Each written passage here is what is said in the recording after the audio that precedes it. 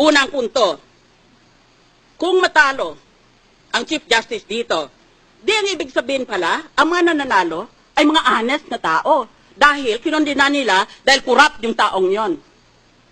Di, palagay din natin na itong mga representante, dahil lahat tayo, we represent the people, isn't that so? That's why we are elected officers. We're supposed to represent our constituencies. Eh kung hatulan natin may sala yan, di, ibig lang dahil crooked siya, di ibig lang sabihin tayo, honest tayo. Ngayon, kung lahat pala tayo honest, o marami pala tayo sa atin ay honest, why is the Philippines often, or if not all the time, why is the Philippines always ranked as one of the most corrupt countries in the whole world? Yan, sagutin niyo ako niyan. Nagpapakalinis kayo? Aba kung malinis pala ang mga opisyalis natin at malinis pala sa buong bansa, eh bakit palagi tayong nililista ng Transparency International as one of the most corrupt countries in the world? Magtitinginan tayo? Sino kaya dito? Yan ang unang punto ko. Pangalawa, tumigil na kayo ng kapabangga-panggapan nyo, mga artista. Merong mga politiko na alam natin kung anong loopholes nila sa SALN. Deposito ang sinasabi ng batas pagkatapusan ng Disyembre, katapusan ng taon. Magdeklara ka kung magkanong pera mo sa bangko. Hindi ba withdraw nila pera nila sa buwan na Nobyembre o Disyembre? Para pag naglagay sila, pag nag-file sila ng SALN nila, wala nga silang deposito. O kaya meron lang sila ng couple of thousands. Kasi withdraw nila eh.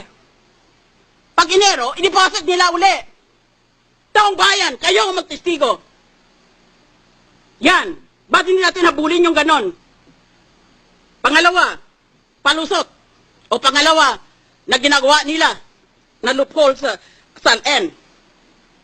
Lahat ng pag-ari nila, real estate, bank accounts, iba pang pag-ari, lalagay sa ibang pangalan.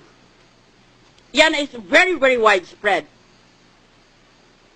O di wala nga naman silang pag-ari. Dahil lahat, linagay na nila sa ibang pangalan. Kung bawal ang asawa at ang mga anak, dahil sa batas ay inspeksyonin pati yan, yung mga malapit sa kanila. Di doon sa mga malalayo ng mga kamag-anak. O kaya maski hindi kamag-anak, sa kaibigan na pinagkakatiwalaan nila.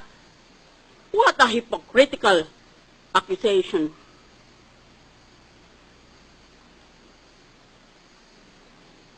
That is the problem with this country. We're all for honest government, and yet the world condemns us as one of the most corrupt countries in the world. That's why it is difficult to win in any international election, in any international campaign, because the Philippines, among others, has a reputation of being a corrupt country. Isip ng iba, kung corrupt ang bayan na yan, walang matinong lalabas dyan. Walang matinong ibubunga yan.